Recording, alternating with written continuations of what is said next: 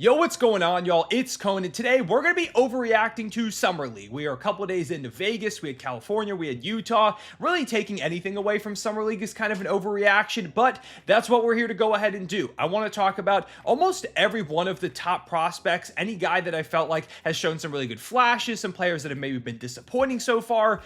There's a lot to get into, so I'm not going to spend too long on any one guy, and I'm not going to get to everybody. If you want to know my thoughts on anyone, let me know down below in the description who you've enjoyed and what my opinion is on them. Let's start off with Cooper Flagg's debut. It was not great. I mean, at least offensively. Like defensively, he was still ridiculous the way that you expect Cooper Flagg to be. He is, according to everyone I talked to that's a scouting person, one of the best defensive prospects they've ever seen, and that showed in this game. And I mean, from day one, he's an immediate boost to what is already supposed to be a terrifying Mavericks defense.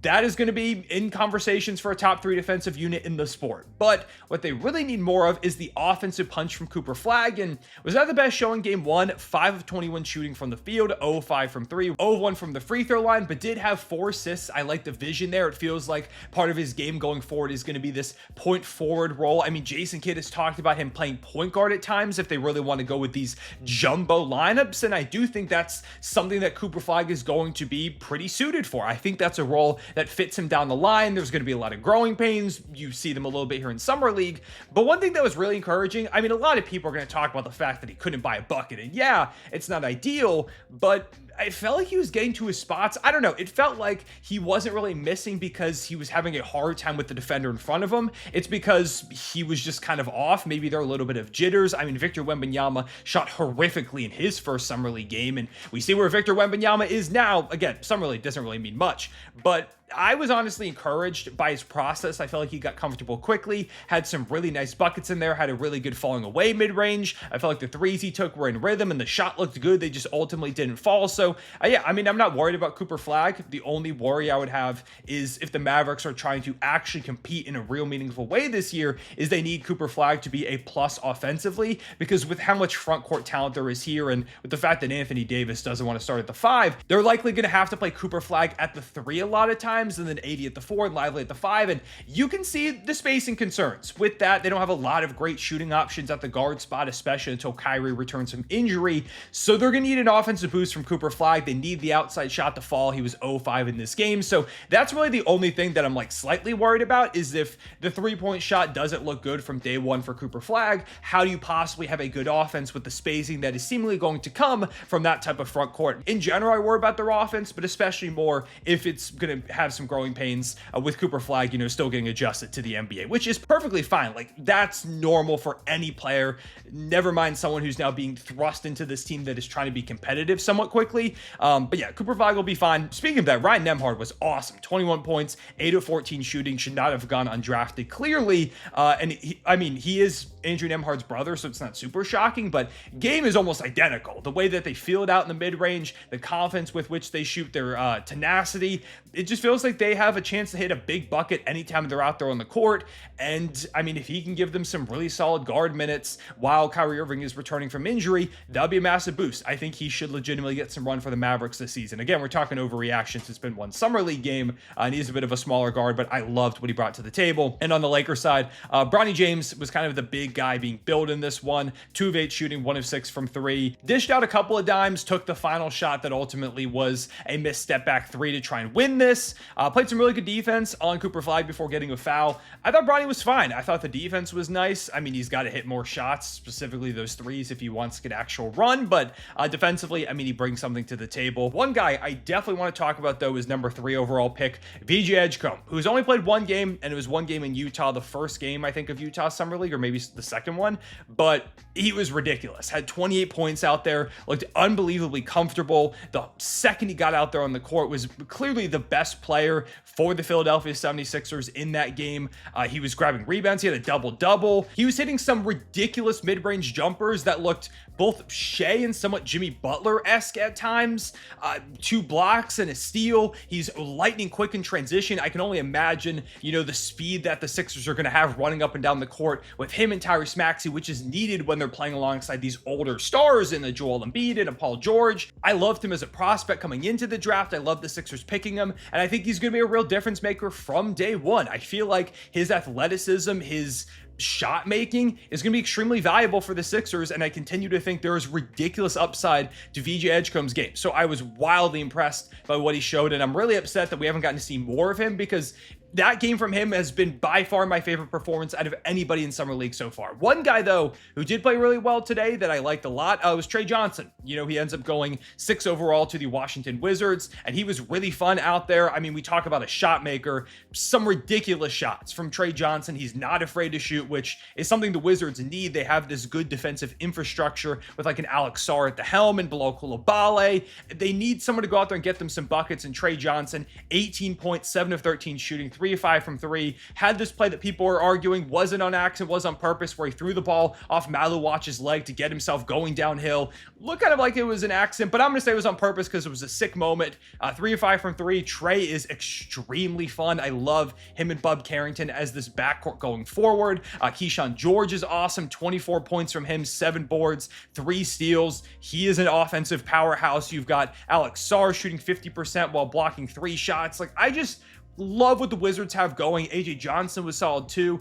They have one of the best young cores in the entire sport. They add Cam Whitmore for basically nothing to just go ahead and take a swing on him. I wish he was playing Summer League with them. Dylan Jones, grabbing him from the Thunder, see if he can become something. I just think they're doing a fantastic job. And if the Wizards end up in the play-in tournament this year, I'm not even shocked. Between the young talent the jumps guys can take and the veteran pieces, if they keep them, I think the Wizards actually have a really fun team ahead of them this season. Speaking of fun teams that could jump into the play-in, the Portland Trailblazers have one of the most interesting prospects out of any team, and that's Joan Hansen. Joan Hansen ends up being like one of the most shocking picks of the draft. He goes within the top 20 when nobody expected that. Everyone thought he was a second round pick, but the Blazers really wanted him. And game 1, he was super fun. He's been called the Chinese Jokic, and you see a little bit of it with the passing right from the get-go. He's making the right decisions. He's got these big body screens. The footwork is great. He hit a 3 in this game too, knocked down 3 of 4 free throws, 3 blocks. So he's out there rim protecting and a steal.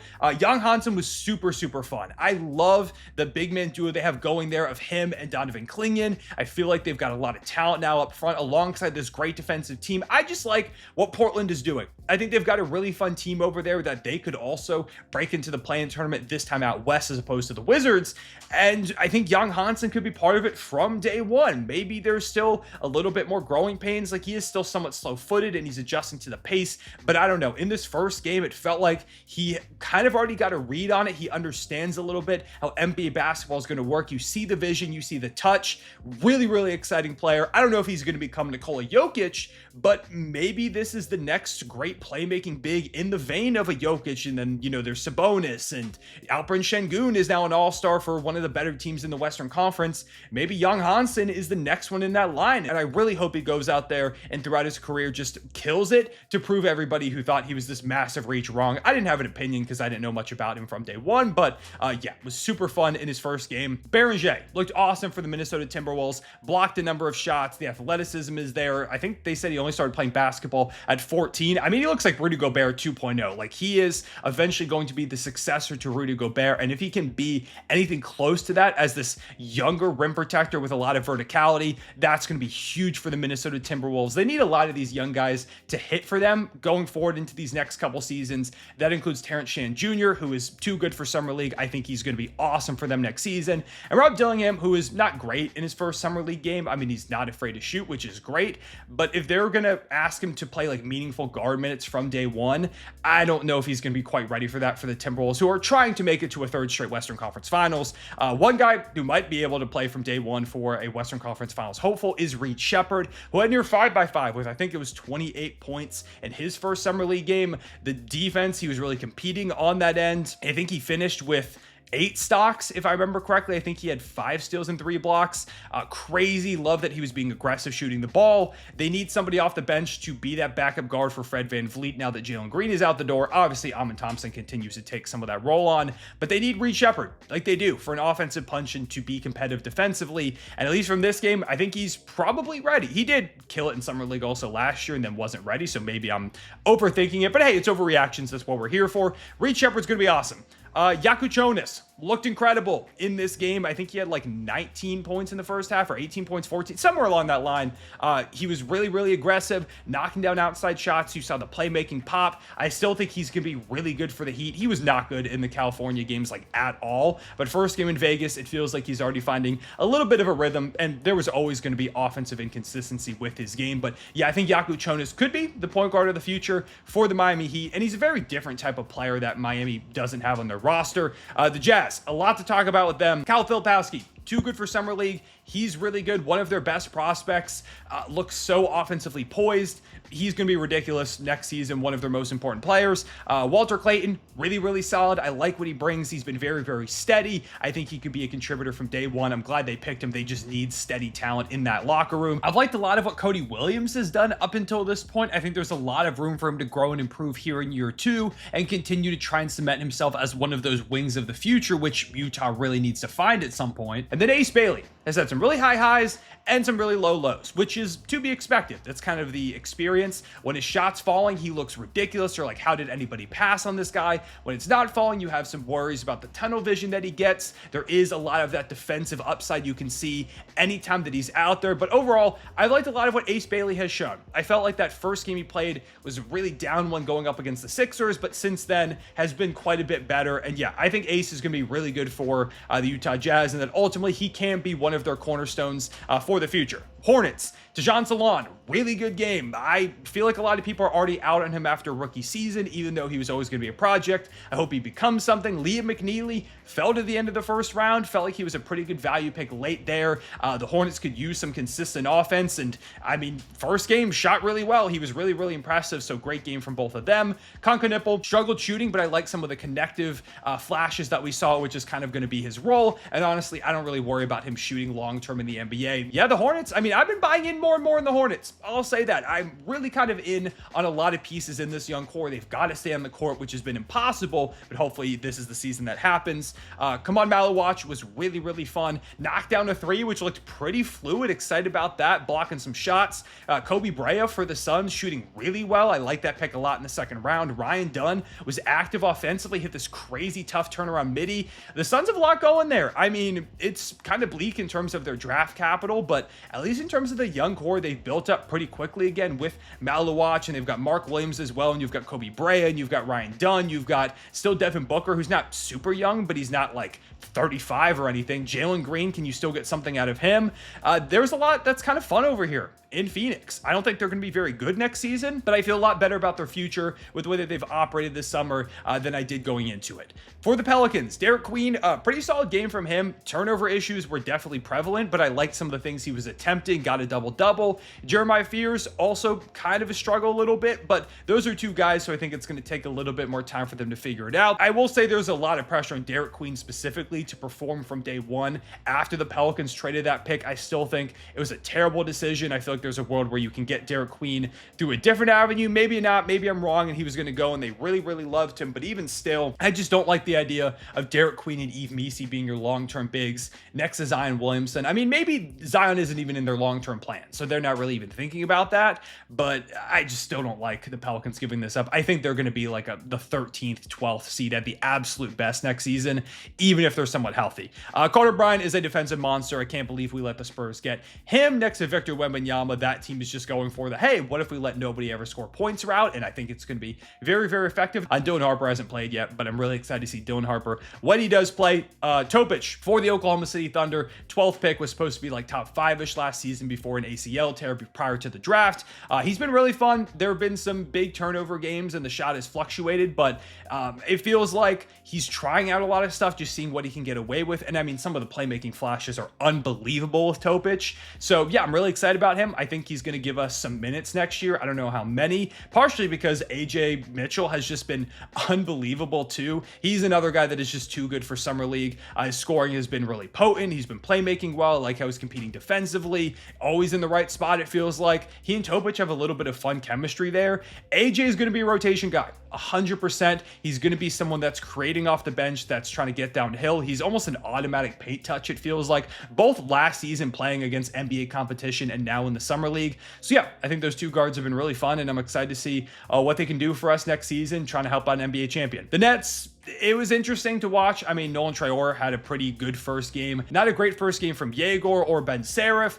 I just still don't know how I feel about that 3-guard decision. Danny Wolf also, like, he had a moment or two, but nothing looked too crazy. Again, I was gonna say I don't want to overreact the Summer League, but that's kind of what I'm doing. I just feel like there's a real chance that that type of draft gets some people fired. I don't want to say that they're gonna fail because I don't want to wish failure on prospects who haven't even got a chance to prove themselves yet, but I just don't see how this team, like, I think the Nets are gonna be by far the worst team in the Eastern Conference next season, even though Jordi Fernandez is a great coach, because I don't see how they're gonna score the basketball. It's gonna be Cam Thomas and Michael Porter Jr. putting up like 30 shots a game and then just 15 players trying to pass them the ball. I don't really know, which, I mean, is good. They should be trying to tank because they have their own pick this year. I think it's the last season they have it. So good. They should be trying to do that, but long term, I don't know how I feel about the vision. DaRon Holmes, awesome debut for the Denver Nuggets in this summer league. Obviously played last year, got that injury that kept him out all of last season. But I talked about this.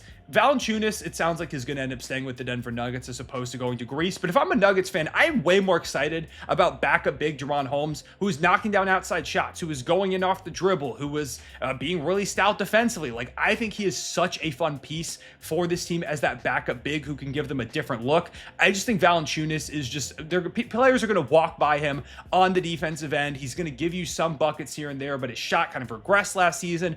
I think DaRon Holmes, if he pops, is the real key to the Nuggets beating the Oklahoma City Thunder and being the Western Conference and maybe even NBA champs next season. I think he's a massive key for them. Jase Richardson was a steal for the Magic. Awesome first game from him for Orlando. He brings in some steadiness at the guard position that I think they need. I don't know how much he's going to contribute from day one, but I think it's possible. I know he's a smaller guard, but they've got a lot of defenders to put around him. He competes on that end, and he knocks down outside shots, which the Magic still need players who can hit threes. So yeah, I think Jase Richardson, even if it doesn't show a ton this year, was one of the steals of the draft by far. Noa Essengue really struggled in his first game for the Bulls. He's a project player. I'm not going to say he's a bust or anything like that. I will say, Bulls, how are you going to turn the ball over 33 times, which is a summer league record, by the way? They turned the ball over 33 times in their blowout loss today against, who was it again that they lost to? The Toronto Raptors, 116-72. They lost by 44 points. In summer league, not super ideal. Buzelis, I thought, had some really good moments, but yeah, Essengue, he's a project player. I'm not counting on him to be ridiculous from day one or even very good in the NBA, and the Bulls need to continue to tear it down anyway, so I hope they continue to do that and just put an emphasis on helping him develop. And then probably, I think the final guy I want to talk about, Mario Williams for the Boston Celtics, someone that I'm really excited about because I think there's a world where he is the starting center for the Celtics at some point this season or in the near future. Had 9 points, 2 blocks, 3 rebounds, didn't miss a shot in his 21 minutes. I thought he was really good. I'm really excited to see what he can bring to the table. Hugo Gonzalez hit 3 threes for the Celtics, 3 threes from Jordan Walsh. In this weird season where Jason Tatum is out, you know, Jaylen Brown's going to be this one option and they trade a lot of guys, and who the hell is even going to be their center? I just want to see who can pop for this Celtics team, who can be the next guys up. And so Boston is the team I'm really looking at. Like Charles Bassey, 14-11. Is he maybe someone that they go ahead and they keep going into this season? I think that makes a lot of sense. I think that's everybody I want to talk about. I know I missed players. Again, if you want to hear me talk about someone or you want to hear my thoughts, let me know down below in the description and I'll try to give you my thoughts on everybody. But let me know who has been your favorite player so far throughout Summer League, either on your favorite team or not. Who has excited you the most? Who are you looking forward to the rest of these games? What are your overreactions? Let's overreact. It's Summer League. You're not supposed to react to this. Let's do it anyways. Leave a like and subscribe if you enjoyed. Hit the notification bell so you don't miss out on future videos. Yeah, appreciate you watching. I'll see y'all later. Real one, say back.